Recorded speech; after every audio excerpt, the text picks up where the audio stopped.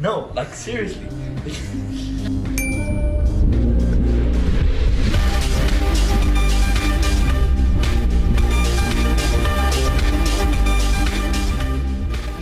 Hi guys, my name's Pip and I'm here with Dragos and Firaz. So we started off doing a whole new podcast segment, so we're going to try and keep that up maybe on a monthly basis. The podcast is sponsored by Animus Physique, Firaz's clothing brand, which is a fitness and streetwear style brand. The best in the game, I would say. 100%. I'm gonna have to agree in Of it course. because Of course. it's my brand. Yeah. But And it is a fact. It's a fact. You cannot disagree with facts. Yeah. Yeah. Cool. okay. How you started though? Because you actually never told me how you started. So in 2021, I was really skinny and I was also very bored. I didn't have any habits. How was your passions? My It mental was fun, health. yeah? Because I know a lot of people they start because of that. No, I had quite a bad anxiety, Mhm. and in 2021 I had quite a difficult year within my family. Mhm. So I think I needed a bit of an outlet. Escape, yeah. Yeah, and I used to start and stop the gym all the time, just Mhm. go on the cross trainer and leave. I had no confidence. But mainly it was just after work I didn't have anything to do, and I didn't like the idea of just working 9 to 5 and then going home and doing nothing. So Or going out. Not really, to be fair, but just doing nothing. Yeah, and yeah. that's not a way to live life. So Nothing constructive. yeah. Yeah. So I joined Anytime Fitness Clapham, got a PT, fell in love with it. Yeah, cool. You did this alone or you had the friends that you went for the first time with? By myself. That's it. Yeah. Yeah. You, friends, how is that? Bro, I've even when I was skinny kid again to remember to mention it. Yeah. Obviously Arnold was Yeah. always kind of my Yeah. childhood hero Yeah. when it comes to bodybuilding. You and had stuff. posters with him, right? In your house. Yeah. As a kid, His yes. poster was actually in my bedroom. Mhm. Yeah. But obviously I've always wanted to start gym because the thing is probably until 17, 18, if you see a picture of me, I probably look like a 12-year-old in Mhm. it. So, and something had to change. Obviously, again, one of the reasons is confidence and looking better and healthy or Mhm. whatever. Mhm. And that's when I started. It was actually July Mhm. 2013. Same with me, like over around 10 years ago, but with friends. I didn't start it for any, like I wasn't like say, I didn't have any complexes, you know, except my height. But I didn't start it because of that. I started just with friends, you know. I had friends that they were into, let's say, gym, and then I went with them, and then yeah, I was in and out for a while. The most consistent I've been in the last 6 years, let's say. The first question was, I want to get big quickly. Do you think steroids are safe for me to start? I think if you want to go into the bodybuilding field, Yeah. it's difficult to do well unless you're on steroids now. Yeah. But as a whole, for long-term health, I would stay away from roids, and I think you can build a nice physique naturally. Yeah. What I believe is that a lot of people, what I've seen like in my career for so far, people are like skipping steps. They don't focus on their sleep, they don't focus on their eating, and they don't focus on how well they train and how hard they train. And then they skip all this and then they go straight to roids, you know? Yeah. If you will like focus first, you're gonna address this, you're gonna make sure that you eat correctly and then enough.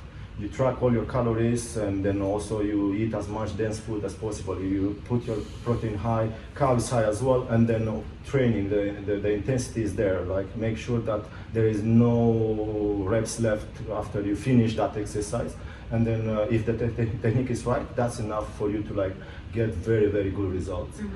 I think it's also the fact that social media has its effect, and especially a lot of the influencers that are on TikTok and Instagram, everyone's just juiced up, and people, especially beginners, are going to look at that. Obviously, they aspire to be like them and look like them. I was one of these people when I first started. Like, I mean, my basically childhood inspiration, whatever, is Arnold. But it's kind of impossible to get that physique without, roids. But however, there was no point of jumping on that so soon when you're in the beginning. And then it's not and safe. when you don't know the foundation, Exactly. you don't understand how the body works, you don't understand the movements. But obviously, going back to the question, for me personally, I wouldn't recommend going on roids at all unless you are actually competing professionally. And then you reached your full potential or to the natural way, and then from there, okay, I want to level up. but you make sure that you don't mislead anyone. You know that's the worst when someone is like misleading the audience. I mean, I don't look at people that are on roids compared to people that are not on roids any different. Like there is no, I don't respect them any less or whatever. Like of course we all put. The problem is with the people that are misleading. Exactly, and people that claim to be natural when they clearly not. But yeah, like that guy, the guy who's famous for just eating like raw meat. Liver King. Liver King. And then recently the email leaks that he had been buying roids this whole time. But you can tell, like, if you have enough experience in the industry, you can see I can say that too, but then you know there was no one before him that did what he did. Because he claimed that he was going to eat only raw, he was going to eat liver. That's why no one could prove he was on roids, because no one was willing to do what he was doing. Exactly. So I think to summarise, natural is always better, 100%, but 100%. if you want to compete, do long your way. thing. Long way, natural in everything. Hard way, right way. So we're not promoting. We're not promoting roids. Well, we're not against it like that, but it's just an opinion at the end of the day. Everyone's got their own opinion. But next question. Next question. Biggest fitness myth. We spoke about this off camera. Jagos and I agreed that whenever you see, especially like very fit women doing crunches and things like that, and they say this is how you get a six-pack, they don't talk about how the fact that your body fat percentage needs to be low enough for your abs to show. So yes, you're still training those muscles, but your abs are not going to pop if you have layers of fat over.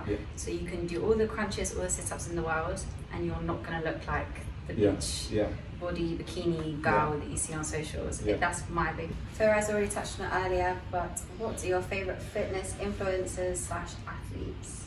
Yeah, so obviously I mentioned it's my childhood hero kind of thing since the start. Arnold, of course. However, like my other favorites, I would say, which became a bit later on. When I got into the fitness and stuff, I would say Lazar Angelov. But again, I used to follow the guy back then. He was very famous for from a big injury, but I really liked his content. And Chris Bumstead, of course, at the moment, the guy. That's the guy right now, the legend. And I would say, rest in peace, Joe Aesthetics. Joe, he passed away last year. So, but why you like his the way he looked? I just like. He was transparent. And that's the thing, transparency. And to be fair as well, Noel Dazel, I don't know if you know. He's amazing as well. So it's just that they're genuine. They come across as genuine, transparent. Obviously they're not natural, but they don't claim to be. Exactly. And it's just the content they put out as well. Some of it is entertaining as well, and there is value as well. So, but just as people, these are the guys, you know. And thank you for watching us.